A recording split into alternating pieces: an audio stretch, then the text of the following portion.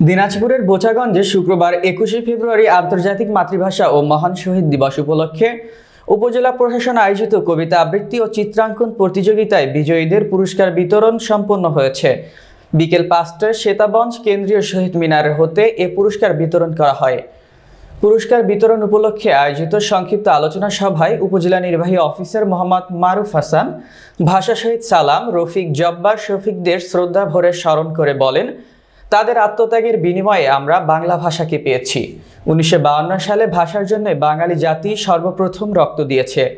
দেশভাগের পর পাকিস্তান আমাদেরকে সামাজিক, অর্থনৈতিক ও রাজনৈতিকভাবে শোষণ করেছিল, আর সেই শোষণের প্রথম আঘাতটি ছিল আমাদের ভাষার ওপর।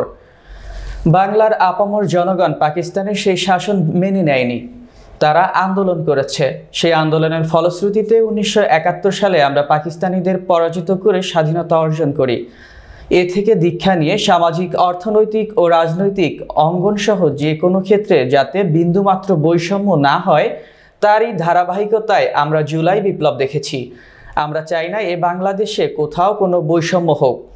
আমরা এই দিবসগুলোকে মনে প্রাণে ধারণ করব এবং যারা আত্মত্যাগ করেছে তাদের আত্মার মাগফিরাত কামনা করব। এছাড়াও সভায় বোচাগঞ্জ থানার অফিসার ইনচার্জ মোহাম্মদ হাসান জাগিদ সরকার বক্তব্য রাখেন। এ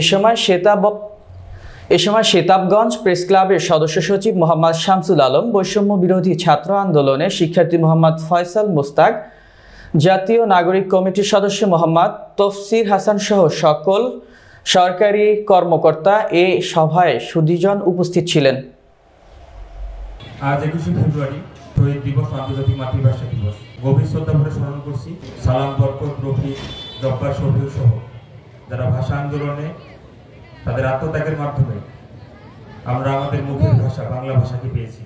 আপনারা সকলেই জানেন, কোনো ভাষার জন্য আত্মত্যাগের যে ঘটনা, সেটি কিন্তু এটিই প্রথম। ১৯৫২ সালে যে ঘটনাটি ঘটেছে, ভাষার কারণে যারা রক্ত দিয়েছে, সেই রক্ত দেওয়া জাতির মধ্যে বাঙালি কিন্তু প্রথম। তো ভাষার জন্য যে আন্দোলনটি হয়েছিল, দেশভাগের পরে পাকিস্তান যেরকম আমাদের বিভিন্নভাবে শোষণ করছিল, সামাজিক, অর্থনৈতিক, রাজনৈতিক বিভিন্নভাবে শোষণ করছিল, তার প্রথম পদক্ষেপ ছিল আমাদের ভাষার উপর আঘাত। আর এই কারণেই কিন্তু বাংলার আপামর জনতা কিন্তু এটা মেনে নেয়নি। তারা তখন কিন্তু আন্দোলন করেছিল এবং যার ফলশ্রুতিতে পরবর্তীতে ১৯৭১ সালে আমরা মহান স্বাধীনতা যুদ্ধ পেয়েছি। এবং এ থেকে দীক্ষা নিয়ে অর্থনৈতিক, সামাজিক এবং রাজনৈতিক প্রত্যেকটা ক্ষেত্রে যেন কোনো ধরনের বৈষম্য না হয়, তারই ধারাবাহিকতায় কিন্তু পরবর্তীতে আমরা জুলাই বিপ্লবকে দেখেছি। সুতরাং মার্টিন লুথার কিং এর একটি কথা বলতে হয় যে ইনজাস্টিস এনিহোয়ার যে থ্রেট টু জাস্টিস এভরিহোয়ার। অর্থাৎ কোনো জায়গায় যদি কোনো ধরনের সামান্যতম ইনজাস্টিস হয়ে থাকে, সেটা পুরো সমগ্র জায়গায় ইনজাস্টিস হওয়ার জন্য দায়ী। তো আমরা চাই না আমার এই বাংলাদেশে কোনো অন্যায় হোক, কোনো অবিচার হোক, সামান্যতম কোনো ধরনের অন্যায়, অবিচার, বৈষম্য হোক, এটা আমরা কোনোভাবেই চাই না। তো আপনাদের কাছে উদাত্ত আহ্বান থাকবে, আমাদের এই দিবসগুলোকে আমরা মনে প্রাণে ধারণ করব এবং যারা শহীদ হয়েছে এবং আত্মত্যাগ করেছে তাদের আত্মার মাগফিরাত কামনা করে সারা পৃথিবীতে একটি আলোড়ন সৃষ্টি করার কারণে এটা আন্তর্জাতিক মাতৃভাষা দিবস নামে পরিচিত হয়েছে, স্বীকৃতি পেয়েছে। আমরা সকল যারা শহীদ হয়েছিলেন সকলের আত্মার মাগফিরাত কামনা করছি। শহীদ দিবস এবং আন্তর্জাতিক মাতৃভাষা দিবস উপলক্ষে বোচাগঞ্জ উপজেলা প্রশাসন কর্তৃক আয়োজিত আজকের অনুষ্ঠানের সম্মানিত সভাপতি